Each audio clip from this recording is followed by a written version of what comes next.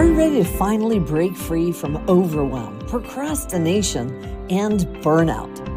If you're ready to focus on what truly matters and create momentum to reach and exceed your goals in business and in life, then this podcast is for you.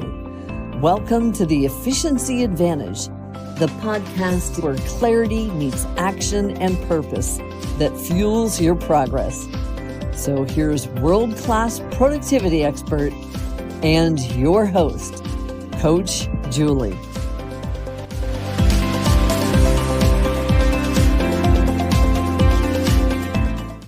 Welcome back to the Efficiency Advantage podcast. I'm Juli Shulem, your host. And today I want to talk to you about a rather misunderstood, maybe overused word in productivity, and that word is balance. We've all heard the advice. You need better work-life balance. When are you going to be better balanced? And I know I have spoken about this a little bit in a previous episode, but I wanted to dive deeper into it after seeing some thought-provoking posts on LinkedIn. So what exactly does this mean? A better question from my perspective is, who decided what balance looks like or is? Is it working 40 hours a week, never checking email after dinner, taking every weekend off, or having dinner with the family every night? Because here's what I've learned after more than 4 decades helping people become more productive. Balance is not a universal formula. It's deeply personal. Balance is what you need to feel successful, nourished, happy, and healthy. That may not be what someone else needs to achieve that very same state of being. And I think we've been measuring ourselves against someone else's definition for a little too long. I intend to share with you how to reframe balance as an intentional productivity strategy rooted in values, priorities, and seasons of life. We tend to compare ourselves to maybe the wrong standard. One of the biggest mistakes I see people make is believing there is one right way to live a productive life. Someone posts pictures from a beach vacation. Someone else talks about never working Fridays. Another entrepreneur proudly announces they work 80-hour weeks because they're building an empire. Meanwhile, someone else is home one afternoon or every afternoon coaching Little League. Who's doing it right? Maybe all of them or none of them. Because balance isn't something you inherit from someone else. It's something you intentionally create. There's a myth of being equal. Somewhere along the way, we started believing balance meant everything gets an equal amount of time. Equal work, equal family time, equal friends, hobbies, exercise, rest, volunteering, learning, equal everything. Well, that's kind of impossible because life doesn't happen in equal portions. Think about your own life. There have been many seasons when your children need you more.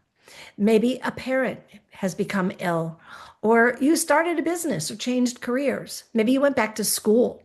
Maybe work demanded 60-hour weeks for a short period because you were launching something important. That doesn't automatically mean that your life was out of balance. It may have simply reflected what mattered most during that season. When I think of my life, I can relate to every one of those scenarios. As a parent, that time period when my kids were young, in order to stay in the game, there were many things I put on the back burner because life was just constantly changing. I have started 7 companies in my adult lifetime thus far. So there were many years when I was launching one of them and I worked longer hours or unusual hours than I do now, particularly when I was writing my first book. I actually would write from 4 to 7 a.m. because that was when it was peaceful and quiet in my house. I created a schedule that allowed me to do things based on when the opportunity presented itself. I also went back to graduate school a decade ago, and during that time, there were several parts of my life I again postponed because there simply isn't time to do everything every day or even in the same year sometimes. Hey, you get to choose. I think one of the healthiest concepts that we can embrace is that life happens in seasons. When I work with entrepreneurs, there are times when they're building something, launching, hiring, growing. From the outside, someone might look at their calendar and say, wow, they're working way too much. Maybe. Or maybe they're intentionally investing in this particular season because they know it creates more flexibility later. I found that to be the case for me over and over. The front end sacrifice paid dividends on the long term. On the other hand, I've coached executives who make it a priority to stop working every day at 6 o'clock. Not because their work is finished, but because dinner with the family is non negotiable. That's their definition of balance. Neither one here is wrong. The question isn't, what does balance look like? The question is this season aligned with what matters most to you? Because balance is about priorities. One of the things I often tell my clients is this: if something matters, schedule it. You've heard me say many, many times, scheduling is life's rubric. Your calendar tells the truth, not your intentions, nor your hopes or wishes, your calendar. If spending time with your spouse matters, where is that written down? I actually had a client many, many years ago who realized he was not living his life as he wished. So I gave him an exercise. Put everything you're doing in your calendar, every block of time. If you end up doing something different than what you planned, make it reflect reality. Adjust it. Always. This is advice I give across the board to all those I coach. Make sure your calendar reflects reality. So when we spoke again, we went right to his calendar. And I asked, was there anything you noticed? Any gaps? He said, matter of factly, I have completely scheduled my wife out of my life. He was in the middle of expanding his company and it became all consuming. He didn't want to shut out his marriage, so he adjusted his calendar and scheduled a regular date night with his wife. His wife actually called me and thanked me for that, which was kind of cool. Take a look at where you're putting your time. If your relationship matters, where is it? Where is it written down? If learning matters, where is that put down in your calendar? If your health matters, where are you making time for that? And friendships as well. Because if everything important is left until you have time, you probably never will. At least that's been my experience, and the same for hundreds of people I have worked with. I want to stress a very important point. One person's definition is not necessarily yours. People sometimes ask me, what does balance look like? My answer, it's actually different for every person and the season their life is at in that moment. For one client, balance means never missing their child's soccer games. For another, it's taking every Friday afternoon off to volunteer or just do something creative for themselves. For someone else, it's protecting the weekends as a technology-free day.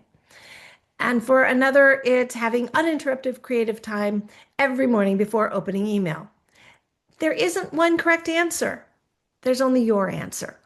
There is a hidden danger in comparison, and social media doesn't help, of course. Be careful not to compare your behind the scenes to everyone else's highlight reel. We see someone taking 3 vacations in one quarter, someone else finishing an Ironman, someone else writing a book, and someone else growing a multi-million-dollar company.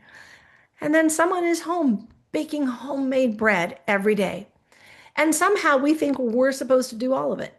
At the same time, without help, without trade-offs, that's not balance, that's exhaustion. Remember, you're seeing snapshots, not the entire picture, not the sacrifices or the difficult conversations and late nights, not the seasons that came before. Comparison is a terrible architect for designing your life. Instead of asking, am I balanced? Ask yourself these questions instead. Do I have time for what matters most? Am I consistently neglecting something that's important to me? Am I living according to my values or someone else's expectations? When I look back on this season of my life, will I feel good about the choices I'm making now? Those questions are far more valuable than trying to achieve some mythical state of perfect balance, which, by the way, doesn't exist. So, you might want to just reconsider that. Productivity isn't about more. People sometimes assume that productivity means getting more done.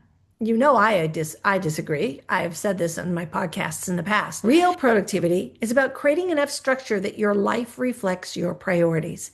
That's very different because productivity isn't measured by how many hours you worked. It's measured by whether your time aligns with your values. So today I'd like to leave you with one final thought. Stop asking whether your life looks balanced to other people and start asking whether it feels balanced to you. Because the only person who has to live your life is you. Maybe balance means ending work every day at 6. Maybe it means having a weekly date night with your spouse. Maybe it means taking your kids for pancakes every Saturday morning. Maybe it means working incredibly hard for 3 months because you're building something you deeply believe in. Balance isn't about perfection, and it isn't about keeping score.